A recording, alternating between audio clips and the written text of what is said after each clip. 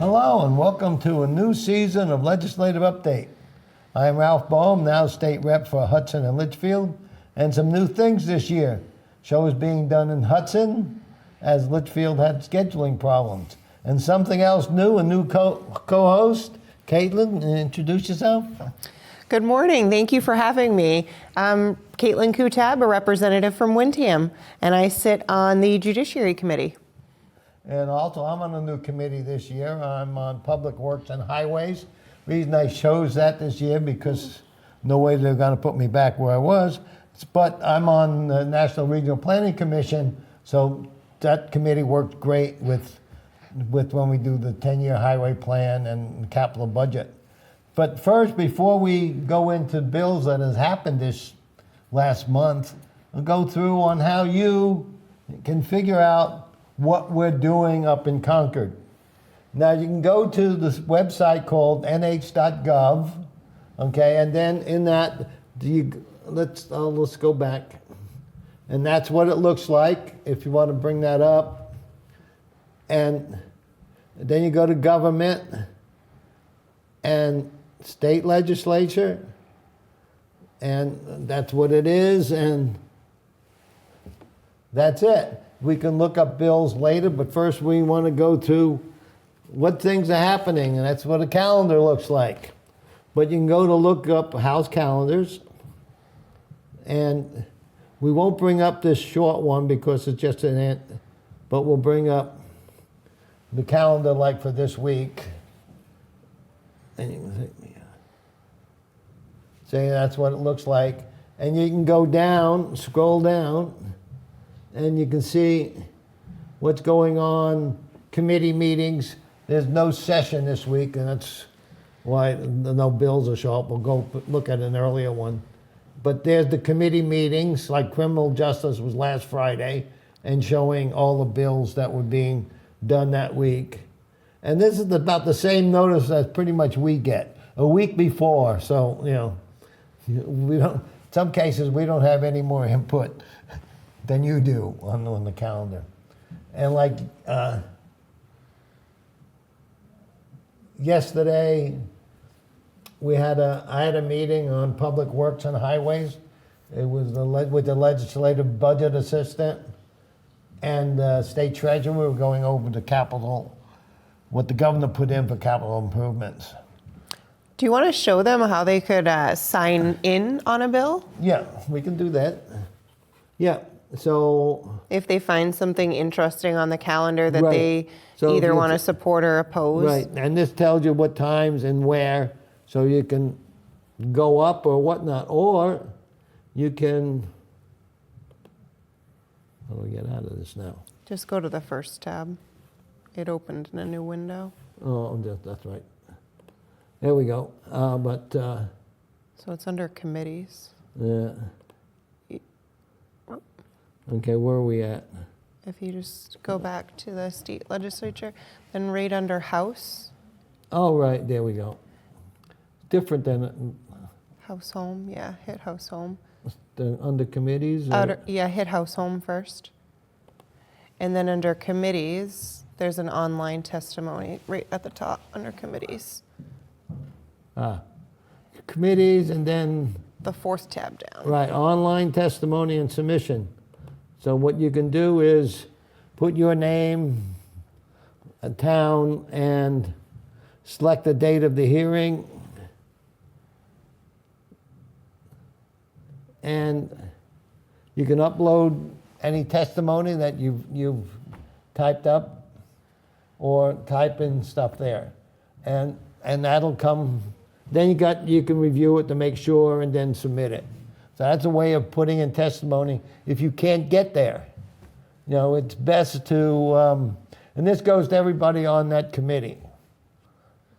One thing to note, when you click, if you're supporting or opposing the bill, make sure you click the right button, because once you hit submit, you unfortunately cannot edit it. So we sometimes will get an email from somebody who says, hey, I accidentally hit oppose and I meant to hit support.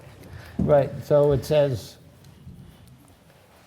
like select a committee and then you You got to select the bill date first. What? You have to select a date on the calendar first. Oh, okay. So pick it. So let's do the, and then select a committee, and I can go down, we'll say election law. Then choose a bill number that's in election law, and those are all the different bills. And what time, okay? Pick one of them so you can just And then, pick one of them. Otherwise, they're all crossed out. Until you right, pick. yeah, and then you can select you're opposing it or for it or whatever, okay? So, oh, then you go support the bill, oppose the bill, neutral, okay? So that's pretty neat on how you can do that. It's better, though, to come if you can. But because depending on how many people, depending on the bill, for example, if it's probably parental rights, there's going to be a lot of negatives from union people. That's what has happened when I was on education. For sure. And you can also email your rep too if you. Right, and that's. I always answer anybody that emails, especially from my district. I'll make sure to respond back to them. Yeah. Yeah, I was going to look to contact the representative, okay, and I found a mistake because, for example, you can do it a number of ways. You can go through the whole roster, find out. You can select a town, and this is where I found a problem with this, because if I go to Hudson,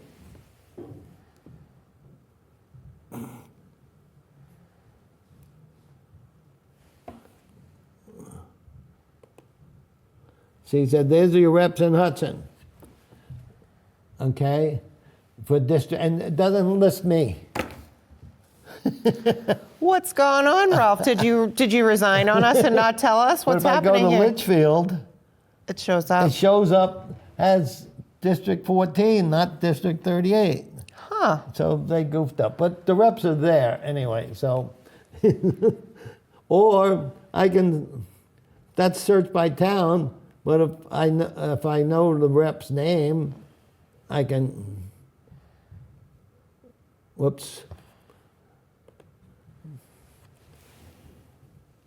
Anyway, you know the rep's name, you can go there. Oh yeah, like Keith Ammon comes up because I clicked on it, and it has a picture of him. And mine has a picture too, but it's an old one. I haven't updated it since 2005, I think.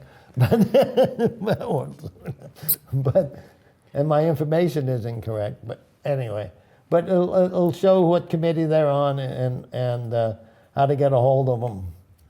But that's the way you can do that. Okay.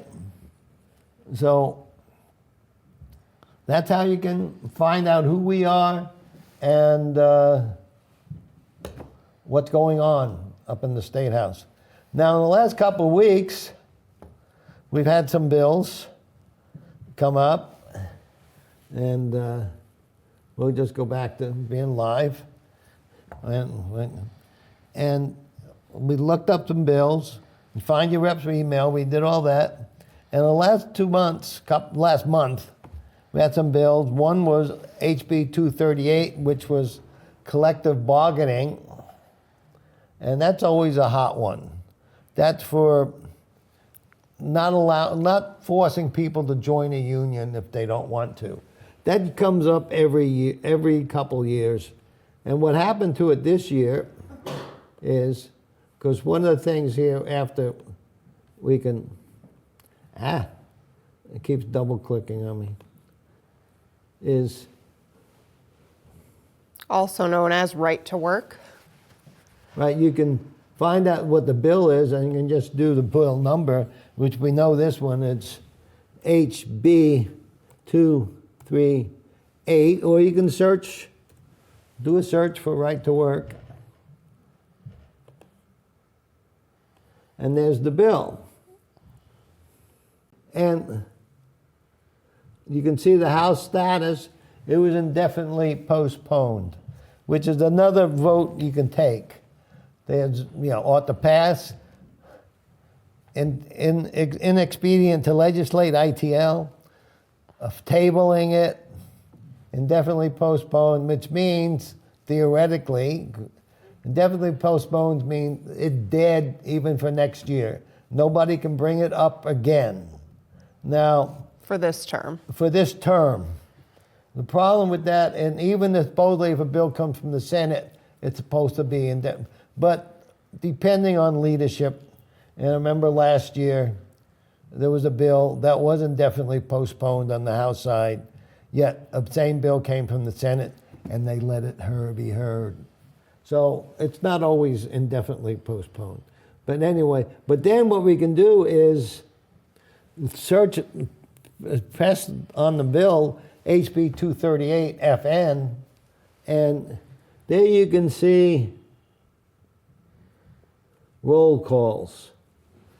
And there was a roll call. There are 3 ways of voting, too. You can voice vote, and most people that know the no's always yell louder than the ayes, except people are learning, so the ayes are getting really loud. I'm going,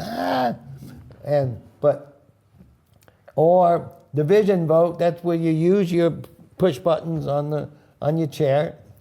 But it's not recorded how you voted, it just counts the number of votes. And then there's roll call, and the roll call is everybody's name is recorded. So this was called for a roll call, and somebody can just yell roll call and needs, 15 people to second that roll call. And here's what's interesting on this. What you can do is you can find out who, but you can also find out, for example, the vote breakdown. Democrats, 175, no nays, and 2 didn't vote. So Republicans, there were 25 yays on the indefinitely postponed, 180 nays, so basically indefinitely postponed passed 200 to 180. Now, if you want to find out who, and the Republicans, for example, voted yes, there's all their names. Yeah. So that's on some bill, that's nice to know. Especially if you maybe sent them an email saying you want to vote this and this and this and this, and it's what the person ran on, that they were going to vote for this, you can double check that, okay? So that was one of the bills. Also, and you spoke about this one, Katelyn, HB 369.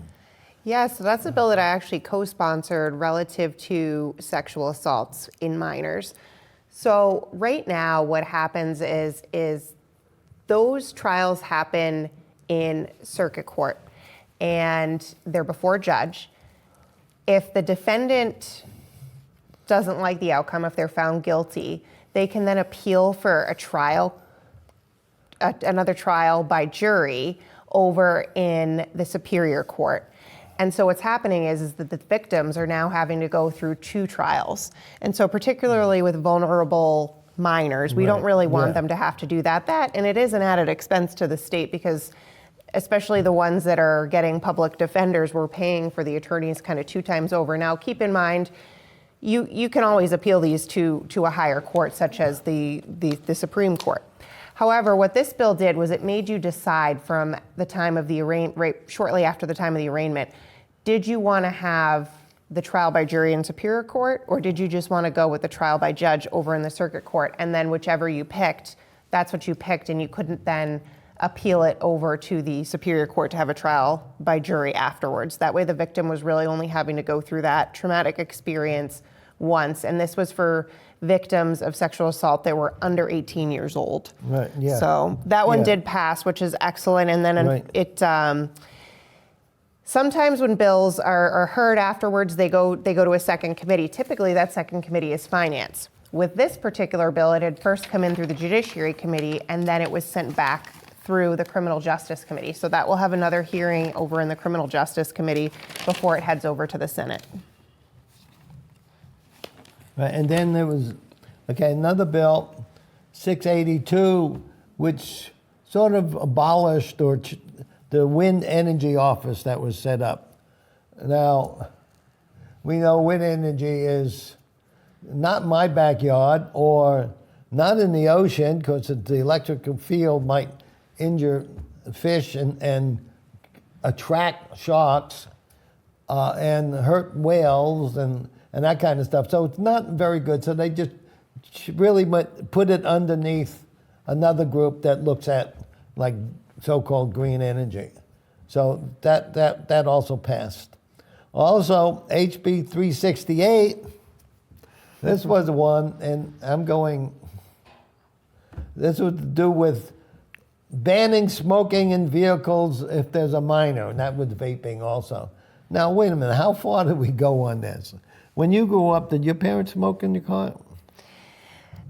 They didn't. My parents weren't smokers, but I mean, I feel like on a bill like this, it's about education. Right. If a parent's taught that that's dangerous to their child, they don't need a law to prevent them from doing Right. that. And I don't think a law is certainly going to stop somebody one way or the other regarding that. It's just, it's really educating at that. And if we ban smoking in the vehicle, what about in the house? Right. I mean, the parents really just need to be educated, and we need to just, give them that education so they know that it's not healthy. But banning it is just kind of a step too Yeah. far. If we see somebody that maybe didn't have their heat on and they're, just breathing, and you see what looks like smoke, are we going to pull them over? I mean, it's Right. just... Right, yeah, it's luckily that failed. I mean, live free or die, and heaven's sakes, how far do we go, like you said, on... And it was a second offense. In other words, you had to be pulled over for something else. So anyway, it's similar to other bills. Okay. Another one, two bills together, HB 255 and HB 318, which was both taking the business taxes, putting more of the business taxes into the education trust fund. But then who loses? That's the thing. I mean, you take money from here and put it here, but then who you taking it from? The state only has so much money, and that's what the budget is, dividing that money. For example, it's not like the town. For example, you can vote all the stuff for your town. All they do is raise taxes. The state can't do that. They can, but pretty much what taxes do they raise?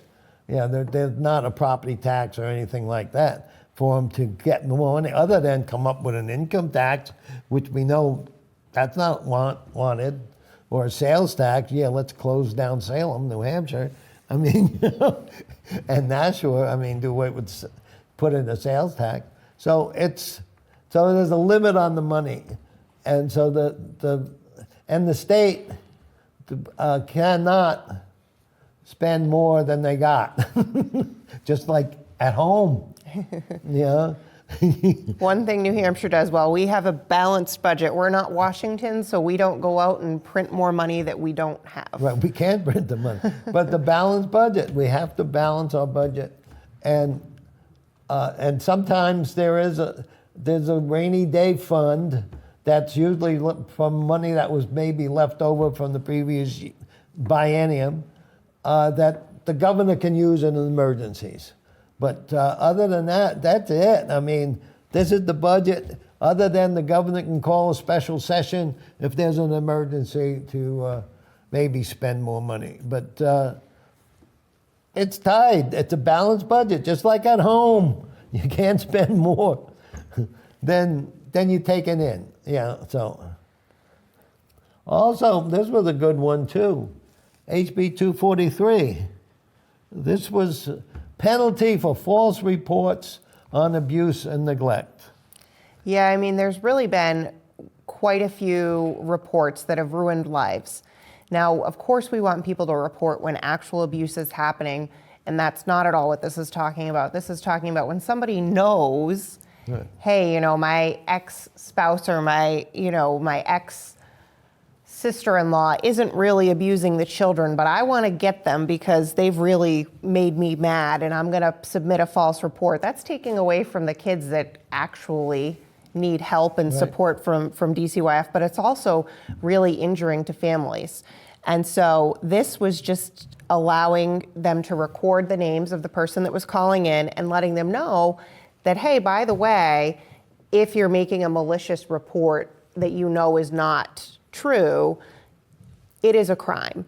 And hopefully that will deter some of the false Right. crimes that are happening, because of course we want kids to be protected, but at the same time we don't want people to be falsely reporting things that they know didn't happen. Right, yeah, and I've been seeing cases of this over the years where, police chiefs and stuff have really been, going through a divorce, and the wife said it was cause of abuse, and it wasn't. It came out later. It was never any abuse, but that maybe could cost the person his job and that kind of thing. So there needs to be penalties on that. One thing I would like also to add on to this, maybe for future, is if somebody says you're doing something, say to a child or something, and you're not, shouldn't you know who that person was? Well, I think the interesting thing that a lot of people don't know too is that in New Hampshire, everybody is a mandated reporter. So in many other states, typically only a physician or a teacher or professions that work with children are mandated reporters. But in the state of New Hampshire, everybody is a mandated reporter. Right. Okay, and then HB 56, which was requiring a background check and mandatory waiting period during certain firearm transfers. Another gun control thing. So in other words, if I give you a gun, you have to get a background check. No. So anyway, that failed as it should. I mean, there's another gun one too, is not allowing guns at polling places. I don't think we've ever had a problem with somebody with a gun at a polling place. There are police there usually, and it doesn't come up. And a lot of people don't know that they can, even though it's in the school, but it's a polling place. But people hey, it's a school, so I can't bring my gun anyway. But so One thing to note in New Hampshire is that because we don't require a pistol license anymore, we're a constitutional carry state. Right. It is very highly recommended if you do carry one to the polling location because it's a school, that you make sure that you have that pistol license, because otherwise you might not be in compliance with federal law. Right, yeah. Also, HB 75, another marijuana bill. 76. HB 76, I'm sorry. Yes, HB 76, can't read my own typing. But HB 76. And another, it basically says anybody over 21 can legally. The problem with that passed, but the governor will veto it anyway. If it makes it through the Senate. Yeah, if it makes it through the Senate, what I hear it's not going to. One thing, got to be careful of that, though, with cannabis and marijuana. It's still against the federal law, which means somebody that says that doesn't like you, no, even if you take medical marijuana or cannabis and you own a gun, they can report you to the Fed and they can take your gun away from you. Because you didn't fill out the form right when you went to get your background check, which you have to put down that. So you be careful on that. Also, is that the governor will veto it anyway. And interesting, Northwoods Law, if you ever see that show on TV, it's about fish and game in New Hampshire and Maine. It's on Discovery Channel or one of them. I mean, and this was a few years ago. They had a search and rescue in White Mountain National Forest. If you know White Mountain National Forest, it's federal property. Oh, boy. So be careful. Anyway, but they had to do a search and rescue on a young lady that was missing. So they found her, she was just sleeping. What happened was one of her friends had made a batch of cookies with cannabis in it. And it wasn't mixed very good. So she got a cookie that was heavy. Highly dosed with it. Heavy. So she overdosed. But no, you can't overdose. Yeah, it puts you to sleep. So she went to sleep. But so since it was her fault for the search and rescue, so she had to pay for the search and rescue, plus it also being on federal property, she got a big fine for having marijuana on federal boy. property. Well, the other So- thing that's really been problematic with a lot of the cannabis bills that have come before us is they haven't had any limit of intoxication. So right now, because it's not legal in New Hampshire, if you're involved in a serious motor vehicle incident where somebody's either severely injured or, Right. God forbid, they die, any limit that was in your system, which they can, do a blood test, you'd be considered OUI. Right. And it would be likely vehicular homicide, where we don't have a limit in a lot of these bills to define what the level of intoxication is. There's always an argument that, oh, well, you can just do a field sobriety test. However, if there is a severe motor vehicle accident where the person lives to tell the tale, however, they are injured and they're not Right. able to complete a field sobriety test, we have no limit that defines whether they were intoxicated or not. And to me, if you go out and you smoke too much and you kill a minivan full of a family, you should be held liable for that crime. And I just, it's concerning to me that's missing from many of these bills. And that's been my problem over the years, is why I've always voted no on that, because, I mean, these organizations spending all this money trying to legalize it, spend money on testing, because there isn't any test. I mean, if you smoked, say, a week ago or 2 weeks ago, it still will show up. And so they do a sobriety, subjective. To me, it's subjective. In other words, the cop says, oh, I smelt marijuana. Whether or not he did or not, there's no proof. So that's one of the reasons I've been always against it. There's no way of telling, like Katelyn said, of how bad are you. You do a field sobriety test, but hey, at my age, I'd probably flunk a field sobriety test normally. Walk that straight line. Yeah, I mean, come on. I mean, so it's subjective, and it's not a good thing. And now they're finding more and more problems with cannabis that that, oh no, it was okay. No, it was always bad. I mean, it was, it comes out to be, not good. So anyway, that passed. But anyway, it looked like the Senate probably won't, but it didn't pass with enough to override a veto. And Governor Kelly Ayotte said she will veto cannabis bill, just like Sununu said he would also. I mean, you listen to the police reports and whatnot that testify is the number of intoxications, whether or not, there's no way of testing, like I said, for, you can do a breathalyzer test for alcohol. That's simple. You can do that. But for cannabis, There are a few blood tests which they have worked on the technology of a bit so that you could see the active amount versus kind of the residual amount. But there's arguments about how accurate that those blood tests really are, and so they're not. There's certain states that do have limits like that, such as Colorado does. But in our bills, for whatever reason, nobody puts in any limit. no, right? Because then it'd be a finance bill because they have to pay for those. That's very true. So anything, you said you might have some other bills?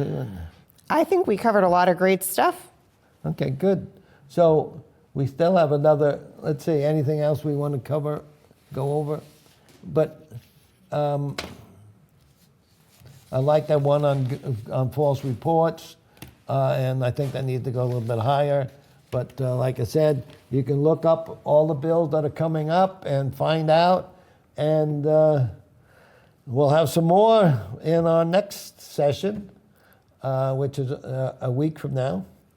And so I want to thank Hudson Cable for allowing us to do this, and we thank you. Thank you for having me here today.